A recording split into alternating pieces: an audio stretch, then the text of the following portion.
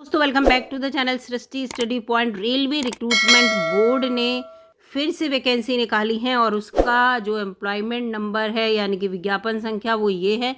इससे पहले एनटीपीसी की इन्होंने जो है वो ग्रेजुएट लेवल की वैकेंसी निकाली थी जिसका अभी बच्चे फॉर्म भर रहे हैं। अब इन्होंने एनटीपीसी के तहत अंडर ग्रेजुएट लेवल की वैकेंसी निकाली है, non technical popular categories NTPC. ठीक है, तो अंडर ग्रेजुएट का मतलब जो बच्चे 12th पास हैं वो इस फॉर्म को भर सकते हैं।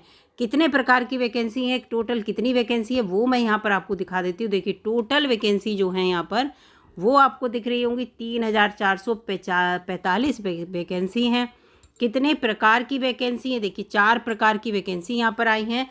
कमर्शियल कम टिकट क्लर्क, दूसरी है अकाउंट क्लर्क कम टाइपिस्ट, तीसरी है जूनियर क्लर्क कम टाइपिस्ट, चौथी है ट्रेंड क्लर्क, यानी कि सब क्लर्क की वैकेंसी है ये। और यहाँ पर जो एज मांगी है वैसे तो 18 वर्ष से 30 वर्ष होती है, लेकिन कोविड-19 का जो 3 साल का ही रिलैक्सेशन दे रहा है, इसलिए आप अगर 18 से 33 वर्ष के हैं तो इस फॉर्म को भर सकते हैं। और आपकी एज जो है वो 1/1/2025 से काउंट की जाएगी। 1 जनवरी 2025 को देखना, आप 18 से 33 वर्ष के बीच आ रहे हैं तो इस फॉर्म को भर दीजिएगा। एजुकेशन क्वालिफिकेशन यहाँ लिखी हुई है 12th यानी कि +2 कहते हैं इसे।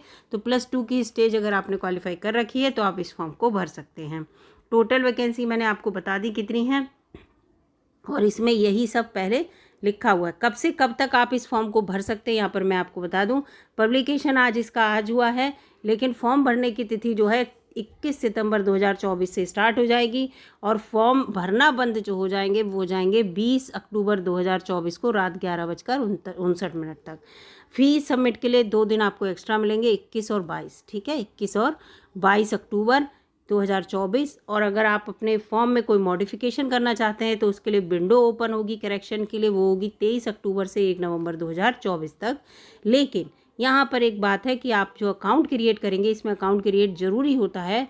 रेलवे की जो वैकेंसी होती है उसमें क्रिएट करना, अगर जिन्होंने अकाउंट क्रिएट नहीं हुआ है तो वो अकाउंट क्रिएट करेंगे। अगर अकाउंट क्रिएट करने में आपने अपडेट दिया होगा, जो डाटा फीड किया होगा, उसमें कोई भी करेक्शन नहीं होगा। याद रखिएगा, कैन नॉट बी मॉडिफाई, आप उसे मॉडिफाई नहीं कर सकते। अकाउंट कैसे क्रिएट होगा इसको लेकर एक वीडियो चैनल पर है, आप जाके देख सकते हैं कैसे अकाउंट बनाएं। पूरा मैंने वहाँ पर आपको अपडेट दे रखा है। ये पूरी वैकेंसी हो गई। कैसे पूरा रजिस्ट्रेशन और सबमिशन के लिए इन्होंने पूरा अपना इंस्ट्रक्शन दे रखा है कि आप ये ऑनलाइन फॉर्म में ऑनलाइन मोड पे ही भरेंगे, तो सभी को पता है कि ऑनलाइन मोड पे ये फॉर्म भरना है। और ये देखिए पूरा इसमें अपना इन्होंने एलिजिबिलिटी क्राइटेरिया, अगर आपके लिए मैं पहले बताइए क्रिएट अकाउंट, कैसे अकाउंट क्रिएट कर रहा है, ये सब है। कौन कौन से बैन आइटम हैं। नेगेटिव मार्किंग होगी, डेफिनेटली होगी, ये याद रखिएगा। ये देखिए 1/3 की नेगेटिव मार्किंग इसमें दे रखी है अगर आपका जो है वो यहाँ पर आंसर गलत होता है। 2 स्टेज में सीबीटी होगा, ये भी याद रखिएगा, यही ग्रेजुएट लेवल पर है। तो आरआरबी शॉर्ट लिस्टेड, पहली स्टेज जो सीबीटी की होगी वो केवल कैंडिडेट को शॉर्ट लिस्टेड करने के लिए होगी, उसका मेरिट में कोई भी रोल नहीं होगा उस सीबीटी का जो पहला होगा।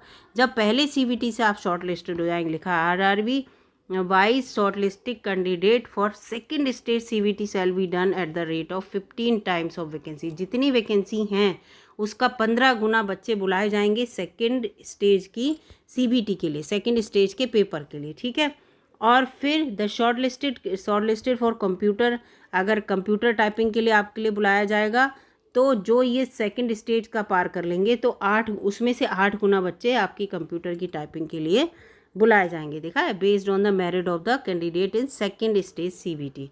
कंप्यूटर की टाइपिंग जो क्योंकि टाइपिस्ट जितने भी वैकेंसी आई हैं ये टाइपिस्ट वाली, तो इसमें भाई आपका टाइपिंग तो मांगेंगे ना टाइपिस्ट वगैरह, तो इसके लिए आपको बुलाया जाएगा तो 8 गुना बुलाया जाएगा। वैसे यहाँ पर ये 12 गुना बच्चों को 15 गुना बच्चों को कॉल करेंगे, 12 गुना नहीं 15 गुना। ठीक है, जब पहली बार शॉर्ट लिस्टेड कर लेंगे।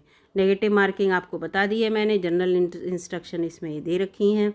फ़ीस का बताती हूँ, फ़ीस का इसको देखते रहिए, इसका फ़ीस का भी इसमें पूरा दे रखा है। ये पूरा 79 पेजेस का वैकेंसी का ही बता रहे हैं कि वैकेंसी कौन से पेज पर दे रखी हैं। है और वैकेंसी को ये पूरा अभी ओपन भी करेंगे किस कैटेगरी के लिए है। ये मेडिकली फिट के लिए है कि आपके लिए मेडिकली फिटनेस के लिए आँखों का सबसे ज़्यादा रहता है। देखिए यह है सब ग्लासेस से रिलेटेड विज़न, क्योंकि भाई रेलवे में सबसे बड़ा रोल आँखों का ही है कि अगर आपकी आँखें सही हैं, किस कैसा कैटेगरी की या किस लेवल की आँखों की ज़रूरत है। भारत के अगर आप नागरिक हैं तो इस फॉर्म को भर सकते हैं डेफिनेटली, कहीं से भी इंडिया का कोई भी बच्चा इस फॉर्म को भर सकता है।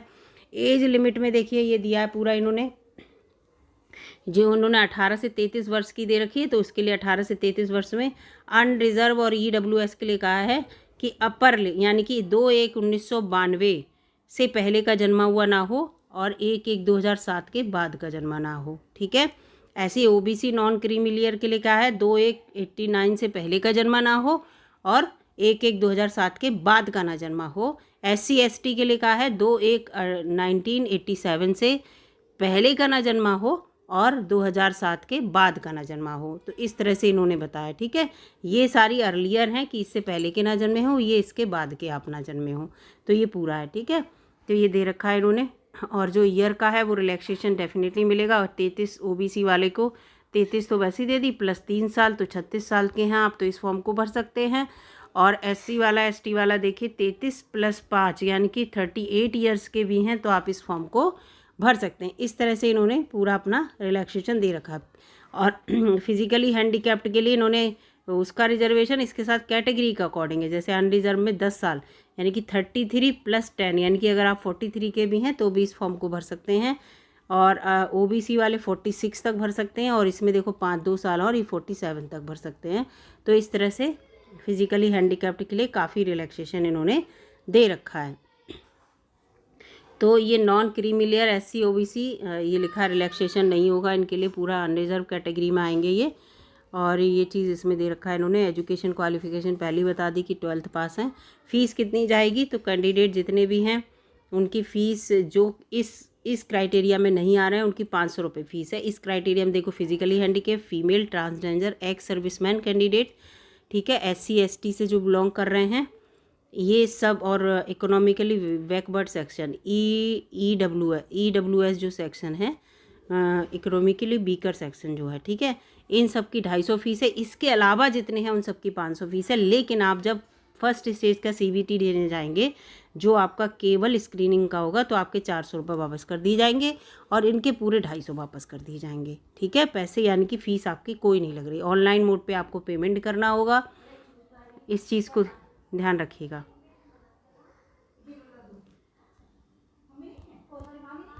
तो ये सब इसमें दे रखा है। इसके अलावा कैसा एग्ज़ाम पैटर्न होगा और इसके साथ साथ सिलेबस क्या रहेगा, इस सब की वीडियो मैं जो है अलग से बनाऊंगी।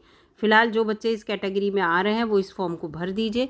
और इसमें ऐसा कुछ नहीं है, अगर आप 12th पास हैं और एज क्राइटेरिया में आ रहे हैं इसमें तो आप इस फॉर्म को भर दीजिए। और इसमें बस तैयारी कर लीजिए, बस आप फर्स्ट वाले उसमें सेलेक्ट हो जाएं अगर स्क्रीनिंग में, तो सेकंड स्टेज के एग्ज़ाम के बाद आपका कंप्यूटर टाइपिंग वगैरह टेस्ट होगा और कुछ नहीं होगा।